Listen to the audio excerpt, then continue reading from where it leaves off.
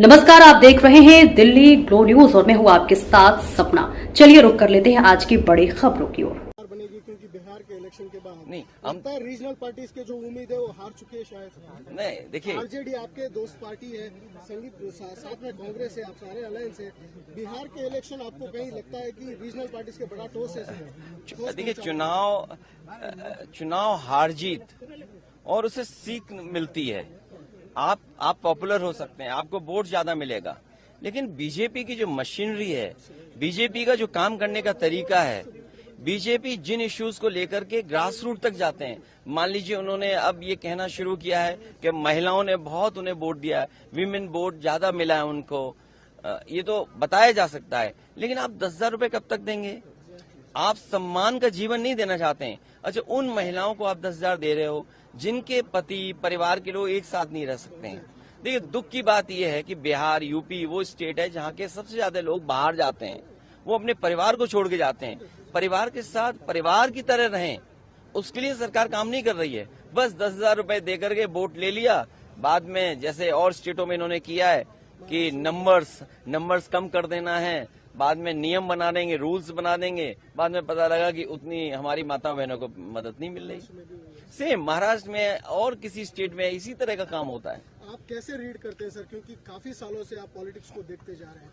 BJP का इस बेहतरीन विन कहा जा रहा है उनके तरफ से, एनडीए का बेहतरीन विन जेडीयू को, आप कैसे देखते हैं सर? नहीं, इतना सीट जीते हैं, 202 डबल सेंचुरी, हजम नहीं हो रहा।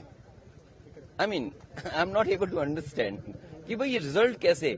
अगर 202 आ सकते हैं, 202 आ सकते हैं, तो जिस स्टेट में ज्यादा सीटें हैं, तो अगर 70%, 80% सीटें कोई पॉलिटिकल पार्टी जीत सकती है, तो दूसरी पॉलिटिकल पार्टी भी 90% लोगों के साथ काम करके, 90% लोगों के साथ काम कर करके, मैं समझता हूं उनसे बेहतर परफॉर्म कर सकते हैं। क्योंकि अगर ये बेंचमार्क है, तो इस बेंचमार्क को तो क्रॉस करना ही करना है हमें।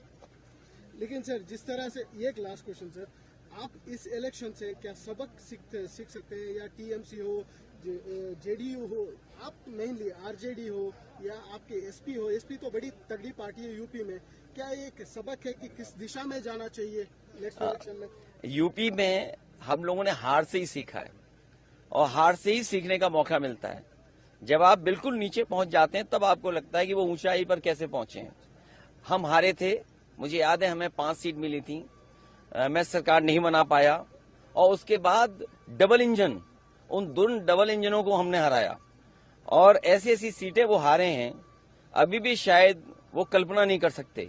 अभी बिहार की जीत यूपी की जीत को बराबरी नहीं कर सकता। यूपी की जीत अलग जीत है, बिहार की जीत अलग जीत है। आप बिहार जीत सकते हैं, लेकिन यूपी की जो हार हुई है, उसको अभी हार में जीत में बदलने में समय है। उसके लिए हम लोग तैयार हैं। असेंबली इलेक्शन बहुत दूर नहीं है, उसके लिए हम लोग तैयार हैं। आज जब हम और आप मिल रहे हैं, हो सकता है कि अगर 11 जनवरी 2027, अगर 11 जनवरी 2027 को डिक्लेयर होता है इलेक्शन, तो आज हमारे पास 423, 424 दिन है, और यूपी में 403 असेंबली है, तो हमारे पास 20 ही दिन तो स्पेयर में है। तो 20 ही दिन स्पेयर में, बाकी तो हमें काम ही करना है। सर, बेंगलुरु एक बड़ा उम्मीद लेके आए हैं, कैंपेन आपने शुरू किए हैं, क्या सोच रहे हैं सर? देखिए, ये मैंने